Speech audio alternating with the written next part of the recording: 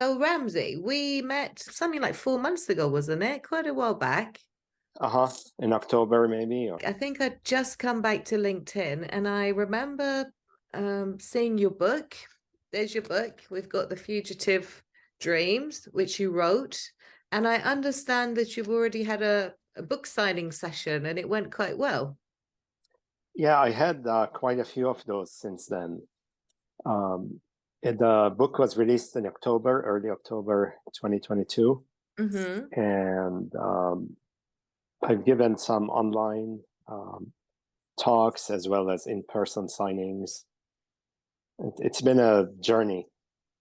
So tell us about what made you want to write it and how long it took to write it, and maybe a little bit about the process you went through to publish it. Do you mind sharing that? Okay. Um, the book really started in 1993. I Okay. was 20 years old Wow. and I grew up in Palestine, but I came to the US for college, last year of high school. Mm-hmm. And I was struck by how uninformed people are about Palestine in the United States. Right. Some very basic experiences that were day to day life for us, for Palestinians under occupation. Um, People did not know anything about that. And so I started documenting, and especially in 93 was the beginning of the peace process. So there was a lot of hope. Um, People were optimistic that finally there will be peace in the Middle East and there will be a Palestinian state. And so I went to Palestine for a couple of months and I took a diary with me and I started writing. Right. Um, and I didn't really begin to collect it into chapters even until 2010 when my daughter was born. Wow. Okay. And then I had several diaries by then, and I thought it was very important for me to write it for her sake. Mm-hmm. So I had in mind an audience Right. now that is very real to me. Yeah. And so I wrote, quite a few chapters, and then the next, but I had a job by then. I was doing science. I was teaching in university and doing research, and it occupied my time completely. So since the time my daughter was born, I decided that I'm going to do a career change Mm. and focus on writing and write this book and write other things. And it was a slow process because I had to plan it. I needed to save some money because I have no income in the beginning. And so the book didn't really take shape until the beginning of COVID. Gosh. By then, I had quit my university job. I was just doing writing, and my daughter was at home with me, and I just kept writing and writing and writing. Took about 3 months to collect it into a book, Mm. and then about a year more to edit it by myself and with the publisher. So altogether, the time I spent on the book was probably 2 to 3 years. I wanted to have a publisher that would, and he was actually extremely helpful in reading over it and giving me advice on editing and so on. And I think the book is a much better product as a result of this publishing process. Somebody who wants to write a book, who wants to go through a publisher, how much should they put aside financially? What type of budget are they looking at roughly? Took me since I found the publisher about a year to get it out into the market. Right. Okay. And it's still taking me time to build publicity for it. And so by the time I get any income out of that book, it's going to be years. Right. And Okay. so you have to have an alternative source of income for Oh, that amount of time. okay. Yeah. Have you considered public speaking? Have you tried going down that route, Ramsey? I'm starting. I mean, I'm doing these talks and interviews, and it's getting me more comfortable with the medium. I mean, I used to teach university, science, but that stuff I know, I could get up in front of an audience and talk science.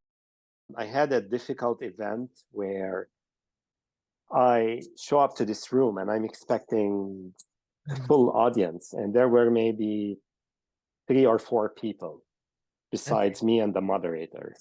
And I had to give this talk to an empty room, but it was recorded. And at the end of the talk, I was informed that I had 53 attendees online. Ooh. But I didn't know about it. I couldn't see them. I had no screen to show me who's online or how many people. And so it's an evolving world for public speaking. You say it's taking that baby step, slowly getting used to it. I think probably my biggest accomplishment was changing my career. And I had, in my late 40s, deciding to just, I'm done. I worked for 25 years or more in science. A lot of psychological aspects to it, because it's very scary move for many people to, especially if they've been in one career for their whole life. They've done nothing else. To a point in my life where, okay, do I want to keep doing what I'm doing? Do I want to commit more to this, or do I want to do something for me, something different for the rest of my life? Yeah. And I think, I got to where I wanted to get in science. And I really wanted to make a difference. For example, my science papers, I have one with some 400 citations, which is a big deal for my field, for the field that I was in. And it took that paper 20 years to collect this many citations. But the way I think about it, I did all this work for 20 years and I'm known by about 400 people or so. And meanwhile, I wrote this book. It was published less than 6 months ago, and now I have way over 500 readers. So I have the potential to reach a much bigger, much broader audience. I got followers from all over the world. I'm learning about everything at the same time. I'm learning marketing. I'm learning social media. I'm learning how to do YouTube interviews. I've never done anything like this before. It's a whole journey. I try to force myself to sit down once a week at least and go over everything and try to, sort out my priorities for the coming week. And I constantly review what I'm doing, and I evolve my business practices along the way. That's important. And I mean, you've got your book going. It's done. That's one thing. So it's I'm thinking about publishing a next one. So okay. Don't you want to make your money out of this one first? Well, I'd like to. I mean, I'm still doing things to promote this book, but I have already a manuscript, so I might as well find a publisher. It's just a question of balancing the time to send queries. If I was to write a book and wanted to put it through a publisher, how much would you say I should put aside? Forget my, living costs, just for the book itself. Oh, the book itself actually did not cost me anything with this publisher. It's print on demand. So that means, they don't distribute in bookstores, but you could order it online from any bookstore. Any Amazon. I've seen copies on eBay. I don't know who's selling it there. Walmart sells it.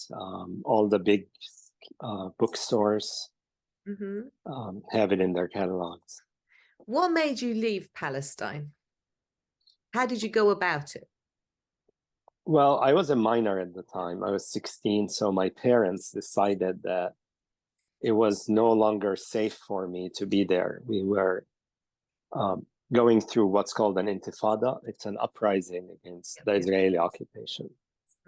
And I was 16, so that's about the age where kids, start getting involved in protests seriously and would possibly get shot or arrested or beaten. And my parents didn't want anything to happen to me. No. Would you have had to go to the military service there around that sort of age or leaving school or not? No, the Israelis have to do military service, but because we were occupied, Yeah. we basically were demilitarized. Okay. And so, and actually, Israel closed the schools for long stretches of time. Mm. And so we would stay at home, try to organize some secret studies independently with other classmates, or eventually I got to study on my own, but I wasn't progressing towards a degree because the schools were closed. So my parents finally decided that they're going to find me a school, send me to finish high school in USA, and the economy was so bad they wanted to move their business too. So that's how come I ended up here. I was expecting to go back to Palestine at different phases of my life. Especially after my parents got old, they wanted to go back themselves and retire there. So your parents came over with you at the age of 16, is that right? right, and then they went back. Then they went back and left you there. So you were Right. left to fend for yourself from the age of 16, is that correct? No, they left back, but yeah, at 16 I was in the school, in a boarding school for a year, and then in college on my own. I'd visit them on weekends. They moved back in 2005 when it looked like Palestine went through a second intifada. The occupation is still there, but it looked like things were reviving. And my parents just got old enough that they wanted to go back to where they're from. They didn't want to, all their friends and all their, contacts are still there. So that's what kept me drawn to go back, is we wanted someone to be near them. And eventually one of my brothers went back and stayed with them. Okay. And so is your brother still there? So are you the only one in USA now? Or did you manage to bring more of you there? I have another brother in Michigan, a brother in Canada. Palestinian families are like that. We're all over the world. We're dispersed. Well, we all moved to Michigan at first, but then, once you're in America, is a very mobile place. I ended up getting a job in the DC area. And so I'm like, well, I'll move. And I ended up staying here. I like it more than Michigan. Okay. Weather-wise. So I lived in Maryland for a little while. Are you anywhere near there? Yeah. Oh, cool. I went to Twin Brook Elementary School. Okay, I know where that is. It's very, very close. It's in Columbia, isn't it that? I don't know. All I know, it was quite close to Washington, and we lived there for about a year. I have very fond memories of being there. I talk about the day we went Easter egg hunting in the White House on Easter. Oh, wow. Yeah. And I was hoping to meet Jimmy Carter, but he wasn't there. So I was looking for him behind the presidential desk. Like, yeah, that's the only time I've been there. So would you recommend anybody from Palestine to move over to USA, knowing what you know now? Or would you rather have stayed? I don't know. It's changing. I left Palestine in a state of turmoil. And I came to USA seeking safety. And I thought, USA is a very organized country. It's a country that has the rule of law, where you could expect to find some justice. And at least that's how America presents itself through its ideals to the world. And I came here to discover that America is a very different country. There's many problems, race issues, homelessness, all kinds of struggles that Americans go through. And increasingly, as I wrote in Fugitive Dreams, towards the end, I was concerned for Palestine for most of my life. And now I'm concerned for my new country. I'm concerned for America. especially as a parent, with a child in school, and when every school shooting that you hear about, it's You don't expect that you to know, move away from a war zone to send your child to school for that to be there. At least, I suppose, back in Palestine, when that was happening, you kind of stayed at home. Is that right? there were some days when we would go to school and then a protest would erupt Yeah. before it's time for us to go home. And our school was on the other side of the town center from our home. And usually everything happened in the town center. So we would walk like some circuitous routes and, peer behind corners, make sure there's no soldiers around before we go. Or a couple of times we had to duck into a store because we heard some shooting on the street. And every time I go, I get back home, my dad is on the patio waiting for me to come back from school. And back then, as a kid, I'm like, he worries too much. Yeah. I'm not a little kid. I can handle it, whatever. Now that I'm a parent and I worry about my own child, that's, I feel more empathy towards my own dad. Yeah, school shooting, I think, has been a big concern. Has there been anything like that around you? We had this school shooting in Maryland a few years ago, I think 2018. Right. Like a week or two after Parkland. And then there was a shooting at Michigan State University recently, which, I know that place. I visited that university many times. My last conference in 2019 in science was there. So all those buildings that were in the news where the shooting took place, that brought memories of, my God, it's like hitting home. I mean, we don't have guns in UK. It's not an issue. There's other types of things, there's mental cruelty. And it gets to the point children bully each other so badly that some children just go and commit suicide. They hang themselves in the park. The parents aren't even aware of it. And it gets found out later. And because the parents are all so busy working, they don't have time to talk to the children. So the children think it's their problem because they have one look at the parents and they're like, oh, can't talk to them today. They're having a fight, they're having an argument, they've got to pay this. So they go upstairs, they lock themselves away, and there's that communication that gets distorted, and then it gets bottled up, and then there's anger, there's frustration, and it's a case of helping these parents and teachers and families understand these children's uniquenesses so that these children don't come out and lash out on everybody, and the teachers don't kick them out of the classroom and then they go out and bully the kids in the playground, because that's what happens. That's really what's going on in the playground. And then the others feel bullied, and then it builds up, and they go, oh, I need a gun to protect myself. And all it takes is for them to get triggered and go, oh, I'm going to put all these kids out of their misery. They don't have to go through what I've been through. I've just about done da da da da da. So they're suffering so badly. A lot of them are actually compassion servers, and they think they're doing a service killing these children. How crazy is that? I write about some of my own experiences with schools, and teachers vary. You get some good teachers and you get some poor teachers. I'm not sure about the British schools today, but the schools in Palestine basically are descended from the British school model, which is very heavy on discipline.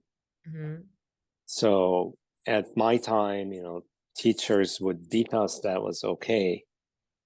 Or even things like sending a student outside the classroom, or making them stand in the corner, or so on.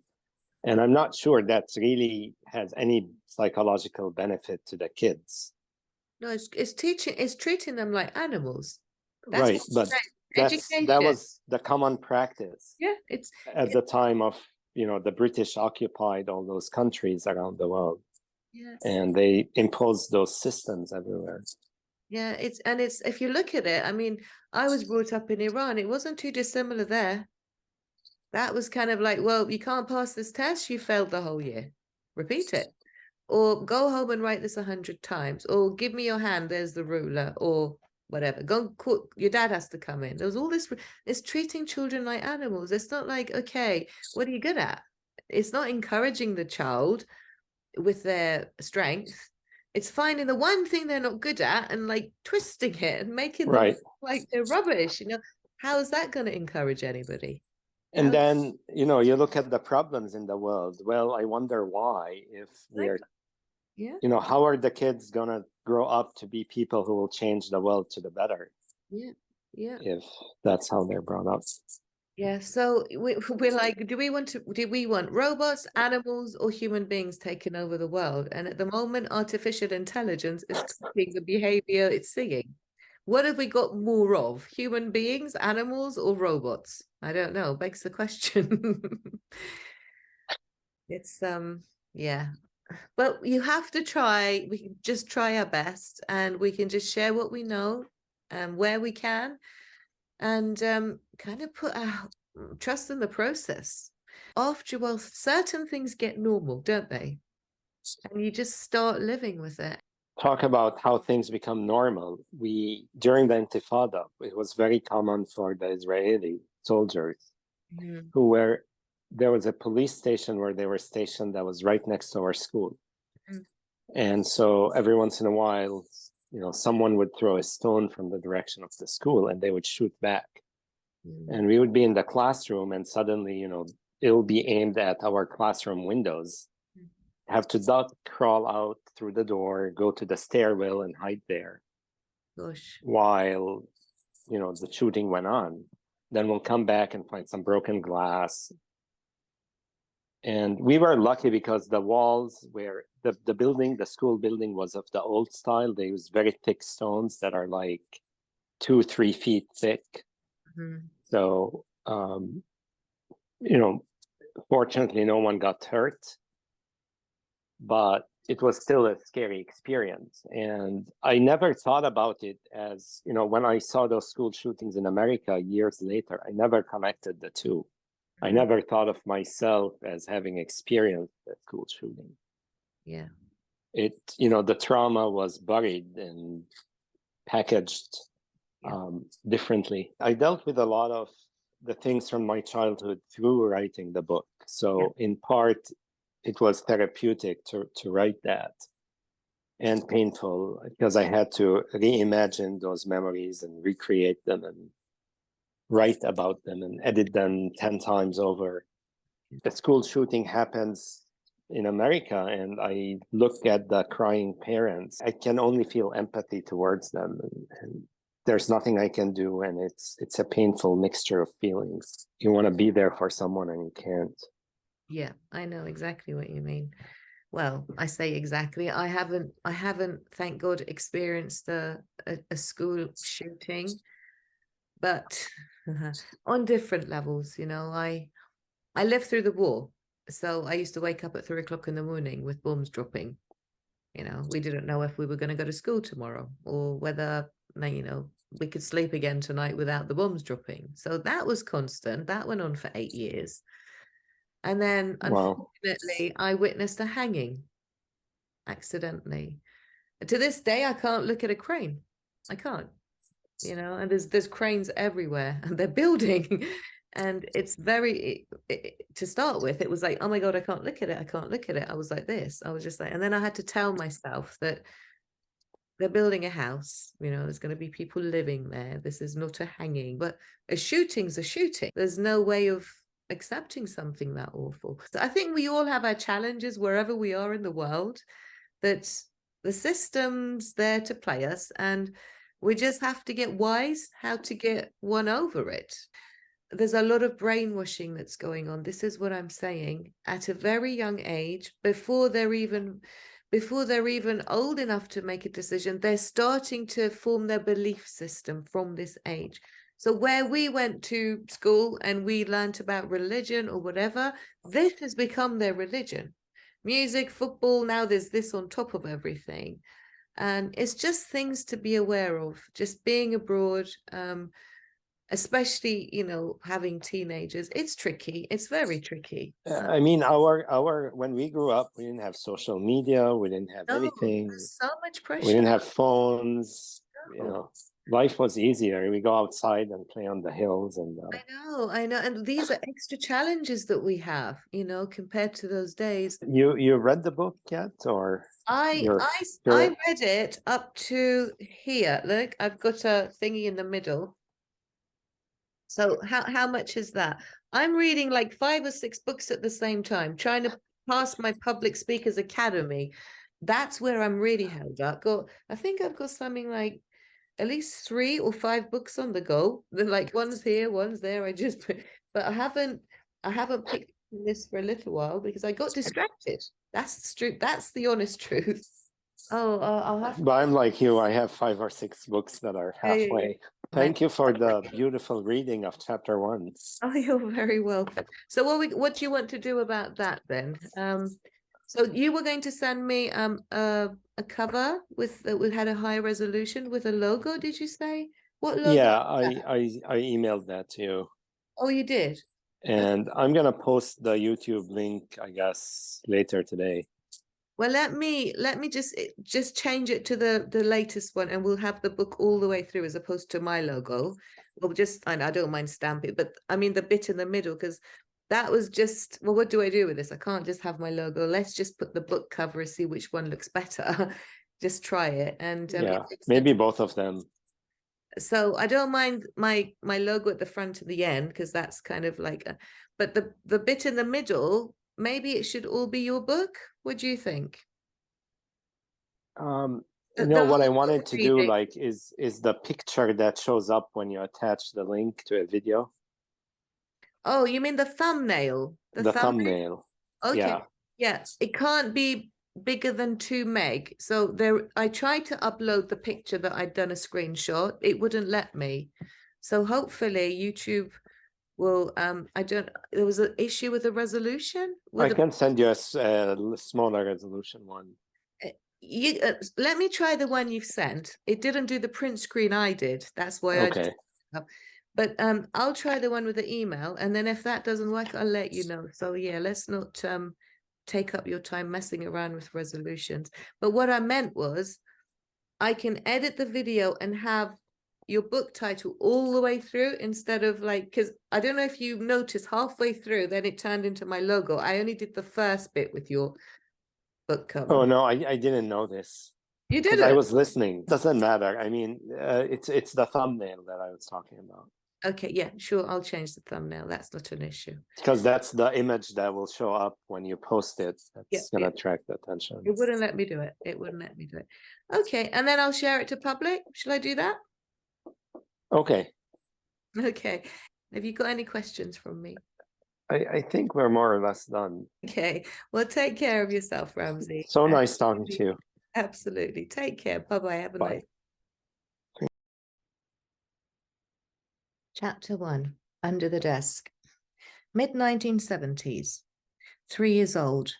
My house was my castle, where I played under the loving, caring eyes of Mum and Grandma.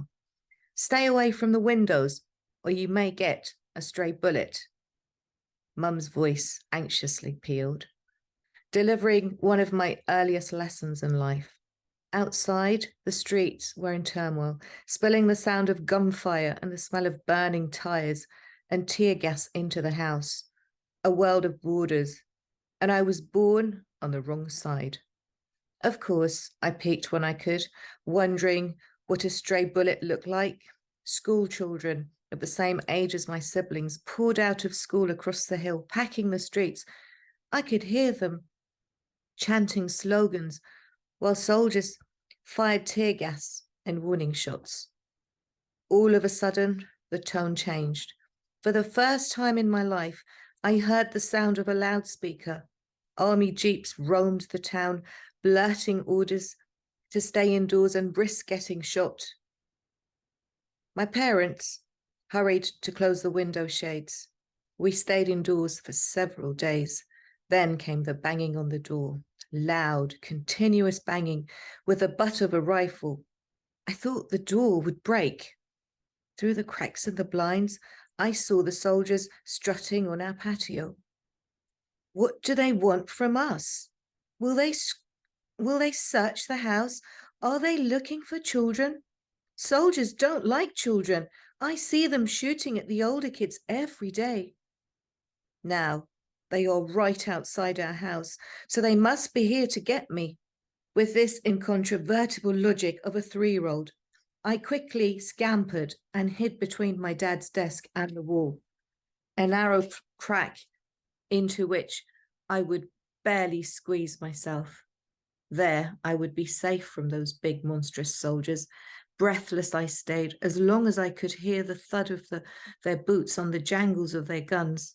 Under the desk I hid again when I was 8. I was sipping a soda in a family store when I heard a loud smash from shattering glass.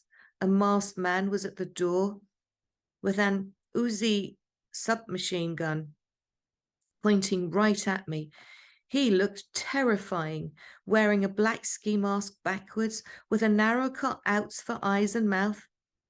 I don't recall how, but in no time I was in the inside room, hiding under Dad's desk, as if bullets could not penetrate that space.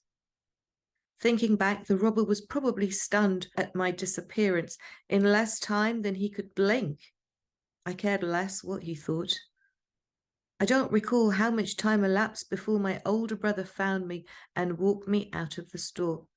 1985, 12 years of age, my dad left on a business trip to Jordan the day before.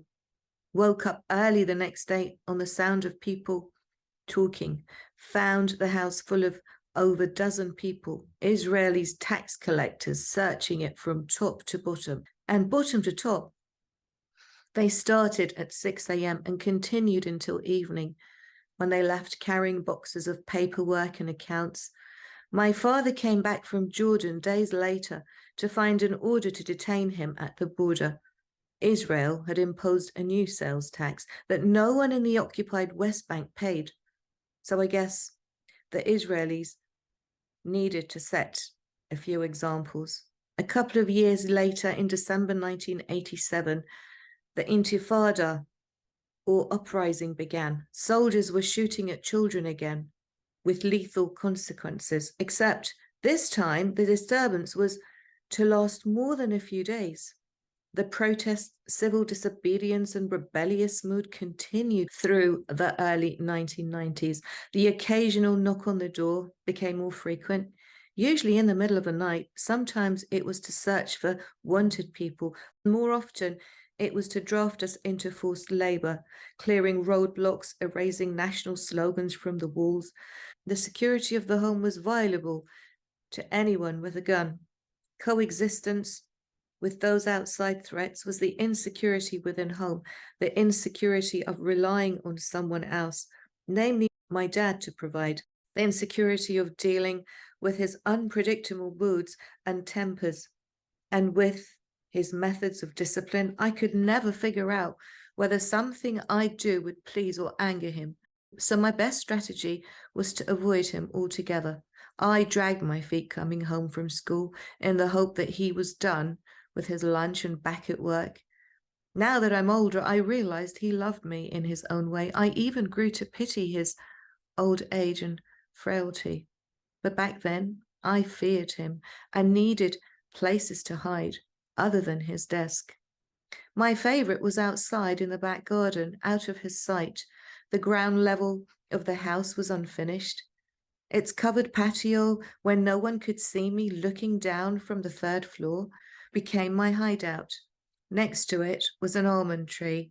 That was my friend, who knew all my secrets and heard my grievances. Sometimes I took to the hills. Ramallah was then only lightly built, with plenty of empty lots, hills and fields surrounding us. This green space was to evaporate within my lifetime. For decades after, these insecurities of childhood continued to haunt me. I developed a mistrust and sometimes resentment of authority figures, tough bosses, policemen, airport security and border control. In fact, anyone with a uniform, people who yell or bang loudly on doors, and people who control the purse. When my child's birth was almost due, I yearned to spare her my experience and to ensure the security she needed to flourish, a home free from arbitrary searches, midnight banging on doors, gunshots and wars, or controlling fathers. But I know from my own experience that real security does not exist. Everything can change. I have no control over outside events. The only thing I can do is to be a different kind of parent than my father has been, and that path I have diligently followed, pledging at a minimum to do no harm.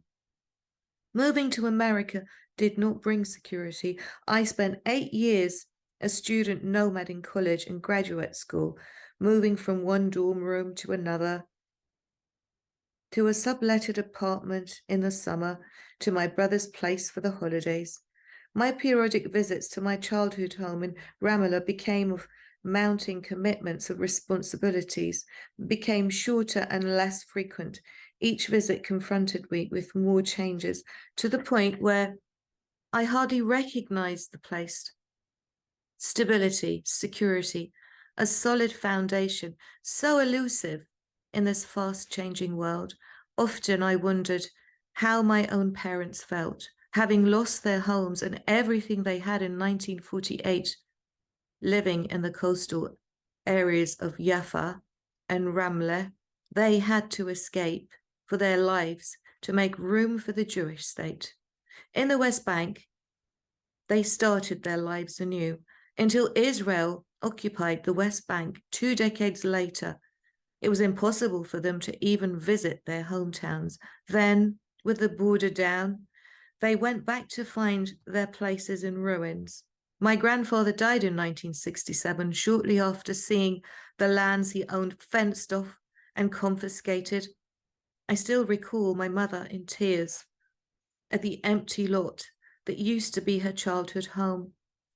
I document this because it is a story not restricted to Palestine, but a human one as long as history spanning the globe. It is a story of exiles, displaced persons, refugees, migrant workers, nomads, immigrants, and wanderers. Those who left their homes at gunpoint and those who left willingly in search of better prospects. Those who were squeezed out for not being able to pay the rent, and those whose jobs required them to wander. Mine is the story of a plant with many roots, but no foothold. Many places to spend the night, but no real home.